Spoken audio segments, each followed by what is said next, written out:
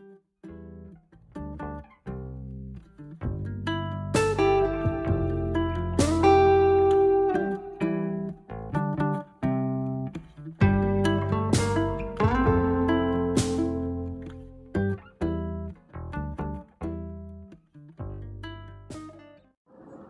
Everyone, welcome to online economics class.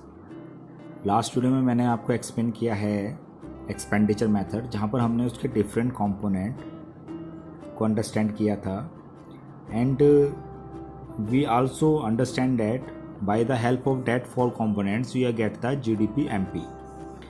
Then GDP MP को हम national income में convert कर सकते हैं। Today we are going to understand what are the precautions or measure we have to take when we find national income with the help of expenditure method. So the topic is precaution regarding expenditure method. जब expenditure method को use कर रहे हैं तो क्या क्या चीज़ें ध्यान रखनी है इस मेथड को यूज़ करते हुए इसमें। तो वैसे मेन जो precaution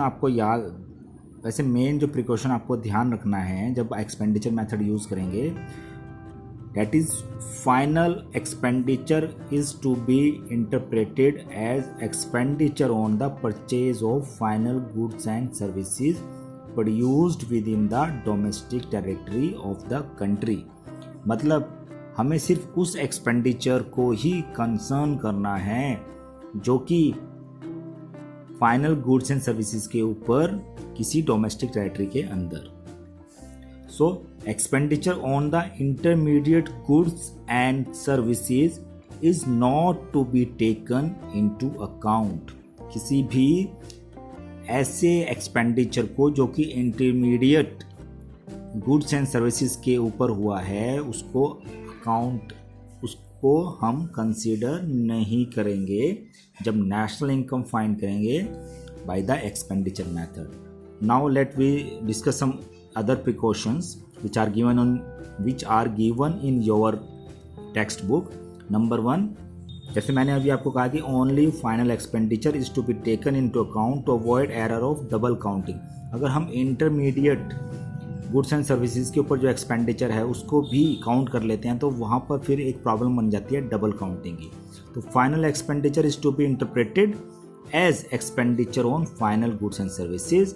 expenditure on intermediate goods and services must be avoid करना चाहिए। Number 2, expenditure on second hand goods is not be included. तो सेकेंड हैंड गुड्स जब परचेज की जाती है तो उसके ऊपर जो एक्सपेंडिचर हो रहा है उसको हम इंक्लूड नहीं करेंगे क्योंकि value of second hand goods has already been accounted during the year of their production. जिस साल वो प्रोड्यूस हुई थी, ये हमने प्रोडक्शन मेथड में भी स्टडी किया है, वैल्यू एडेड मेथड में भी, कि हम सेकेंड हैंड गुड्स की वैल्यू को कंसिडर नहीं करते हैं। यहाँ पर हम सेकेंड हैंड गुड्स के ऊपर एक्सपेंडिचर को कंसिडर नहीं करेंगे। सो व्हेन दीज वर, जब वो इनिशियली प्रोड्यूस हुई थी तब उसके परचेज के ऊपर जो फाइनल यूज़र ने एक्सपेंडिचर किया हुआ है क्योंकि वो साल काउंट हो चुका है। ये रीज़न है कि हम सेकेंड हैंड गुड्स के ऊपर एक्सपेंडिचर को कंसिडर नहीं करते हैं एक्सपेंडिचर मेथड के अंदर। नेक्स्ट है expenditure on share and bonds. जो शेयर या बॉन्ड्स परचेज किए जाते हैं तो उसके ऊपर जो एक्सपेंडिचर होता है वो भी इंक्लूड नहीं होगा, is not to be included in total expenditure as there are only paper claims. तो ये क्या है, सिर्फ ओनली पेपर क्लेम्स हैं and are not related to the production of final goods and services. क्योंकि सिर्फ ओनरशिप ट्रांसफर हो रही है, शेयर और बॉन्ड्स के ऊपर जो एक्सपेंडिचर होता है वो भी नेशनल इनकम में काउंट नहीं होगा। तो such expenditure do not cause any value addition. और ये जो एक्सपेंडिचर होता है इससे कोई वैल्यू एडिशन नहीं हो रहा है। भाई कोई शेयर थे, वो पहले किसी पर्सन एक्स के पास थे, अब वो ही शेयर परचेज कर लिए वाई के पास। तो एक्चुअली कुछ भी नया वैल्यू एडिशन नहीं हुआ है, सिर्फ ओनरशिप चेंज हुई है। पहले उन शेयर्स का ओनर एक्स था, अब उन शेयर्स का ओनर वाई हो गया है। Expenditure on transfer payments by the government. तो हमने कहा कि भाई ट्रांसफ़र पेमेंट्स जो होती है वो वन साइडेड पेमेंट्स होती है, और जब भी हम नेशनल इनकम को कंसिडर करते हैं तो हम उसमें फैक्टर इनकम या फैक्टर पेमेंट्स को कंसिडर किया जाता है। जो खर्चा होता है ट्रांसफ़र पेमेंट्स के ऊपर by the government. Transfer payments क्या हो सकती है, ओल्ड एज पेंशन, स्कॉलरशिप, ये सारी चीज़ें होती हैं, अनएम्प्लॉयमेंट अलाउंसेज, तो ये इंक्लूड नहीं किए जाएंगे। इनके ऊपर जो एक्सपेंडिचर कर रही है गवर्नमेंट, तो क्योंकि हम एक पार्ट होता है गवर्नमेंट फाइनल कंजप्शन एक्सपेंडिचर, उसमें हम गवर्नमेंट के इन एक्सपेंडिचर्स को इंक्लूड नहीं करेंगे। ओल्ड एज पेंशन के ऊपर जो खर्च हुआ है, स्कॉलरशिप के ऊपर जो खर्च हुआ है, उसको भी इंक्लूड नहीं करेंगे, because these are the transfer payments do not cause any value addition in the economy, क्योंकि इनकी वजह से इकोनॉमी में कोई भी वैल्यू एडिशन नहीं हो रहा है।